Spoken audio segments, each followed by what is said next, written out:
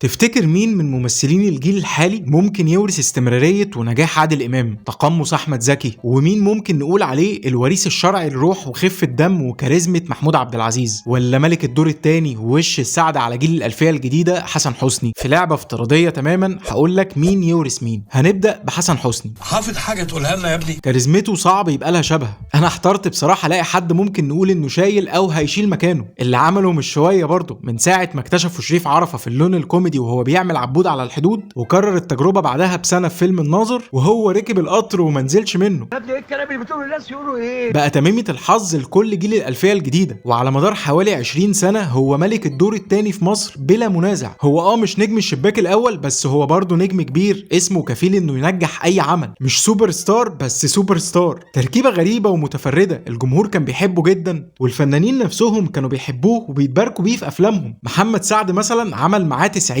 من أفلامه تقريبا. كان بيمضي سعد ومعاه حسن حسني كده واشتغلوا مع بعض 8 أفلام. حسن حسني ومحمد سعد لما كانوا بيجتمعوا مع بعض كانوا بيكسروا الدنيا. طالب القرب منك، ما انت قربت ولا تيجي تقعد على حجري. طيب الختم في الدور، الختم في الدور. ايوه الختم في، انت مالك مستغرب قوي؟ طيب يا سيدي شكرا، كفاية.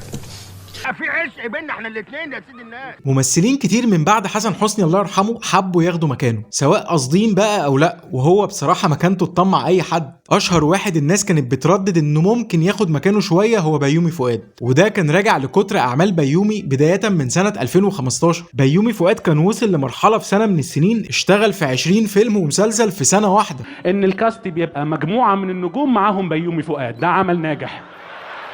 بس لا برضه ولو الانتشار لوحده مش كفايه. القبول عند حسن حسني هو رقم واحد، انك ما تزهقش منه ولا من رياكشناته المتكرره كانت هي دي كلمه السر بالنسبه لي. كانوا بيقولوا لابوك يا ابو الاداحيم. لا بقول له يا عم محسن.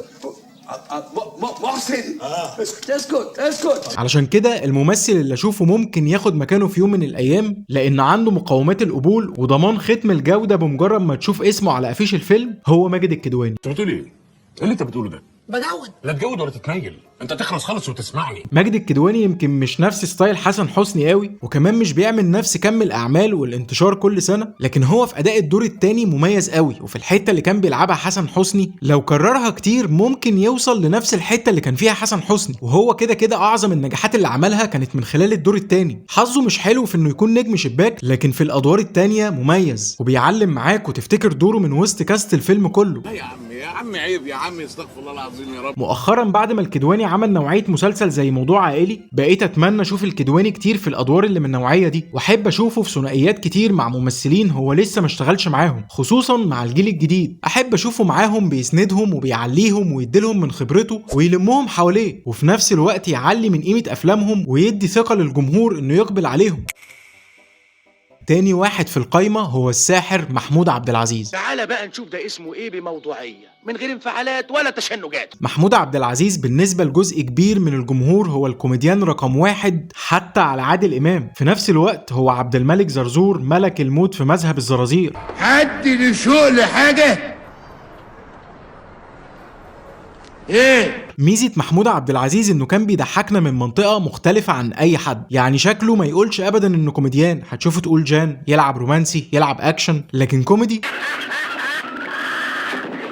وبيضحك دايما من مواضيع جد. مش لازم يبقى الفيلم هزلي عشان يضحكك، يعني عبد القوي جديد في فيلم جري الوحوش بيضحك رغم انه الفكره انه بيبيع جزء من جسمه من كتر الفقر. الشيخ حسني اللعمه بيضحك، ده بشخصيه رأفت الهجان كان بيضحك برضه. طب افلام ايقونيه زي البريء والكيف والعار تلاقي، اعمال تاريخيه وبوليسيه برضه تلاقي. طب مين في الجيل الحالي ممكن نقول عليه الوريث الشرعي لروح وخفه دم وكاريزمه محمود عبد العزيز؟ بسيوني. نعم بسيوني عبد السلام بسيوني. كريم عبد العزيز بالنسبه لي هو الاقرب لمحمود عبد العزيز، اولا لتشابه الاسماء، كريم عبد العزيز ومحمود عبد العزيز، مش محتاجة حاجة يعني. كريم عنده نفس الحته اللي ممكن يضحكك من خلال مواضيع جد، وهيئته كمان فيها شبه كبير من محمود عبد العزيز، الشاب الجان اللي ما تتوقعش انه يضحكك وفي نفس الوقت هو مسخره. هفاجئك. يا ريت تفاجئني يا بسيوني. كريم كمان عمل افلام تعتبر ايقونيه وكانت نقله في تاريخ السينما زي الفيل الازرق، واعمال بوليسيه ووطنيه زي الزيبق. مكانه كريم عبد العزيز دلوقتي والبرسونا اللي بيبنيها طول السنين اللي فاتت تأهله جدا انه يكون خليفة محمود عبد العزيز. وانت طيب.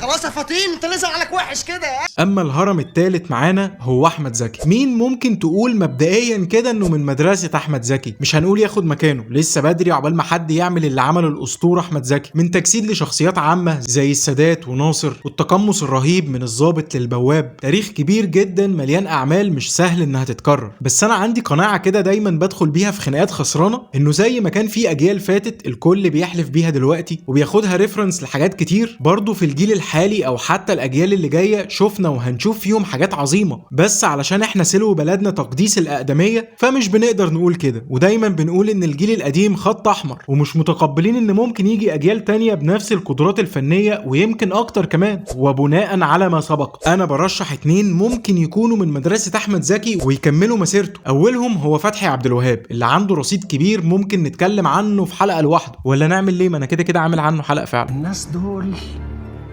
هم اللي مصدقين فيك الكلام ده يا صابر، بس اصلهم ايمانهم هش يا صابر. اما الممثل التاني هو محمد فراج اللي الناس فشخت الدنيا في التعليقات على الحلقه بتاعته انه ازاي اشبهه باحمد زكي.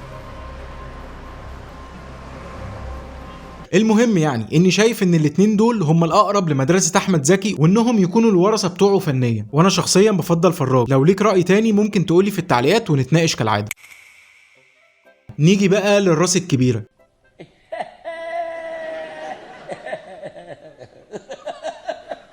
الغول، الحريف، الارهابي، صاحب نظريه ان الانسان يعيش مره واحده، اول من لعب مع الكبار وخلط الارهاب بالكباب، الزعيم عادل امام. ده نصايح انا اطبقها على دماغكم كلكم. عادل امام اسطوره حيه، دي حاجه غير قابله للنقاش، حاجه كده زي ميسي ورونالدو في الكوره، عمل كل حاجه حرفيا في مجاله. كوميدي، هو حد يمد ايده، انا العقيد عبد الرازق حلمي محمود. تراجيدي، الانسان بيعيش مره واحده بس، علشان كده لازم يعيش كسبان على طول. اكشن، دلوقتي تاخد بعضك انت ورجالتك وتمشي من هنا ما ترجعوش تاني. رومانسي، رعب. ما تعتمديش على كده، سبق قبل كده قلت لك ان غضب مخيف وانا قربت اغضب منك. سينما ومسرح وتلفزيون، واي حاجه كانت بتيجي على سكته كان بيعملها وبينجح فيها. عادل امام استمر في عالم التمثيل لمده 60 سنه، منهم 45 سنه تقريبا نجم شباك، ومحافظ على نجاحه وهو رقم 1. ده ريكورد مفيش ممثل عمله، مش في مصر بقى ولا الوطن العربي، لا ده في العالم كله مفيش ممثل او اي حد مشهور في اي مجال فني قدر يحافظ انه يكون رقم 1 لمده 45 سنه متواصله. ولذلك وبناء على ما سبق، فالممثل اللي ممكن يكون الوريث لعادل امام في نجاحه وتنوعه واستمراريته هو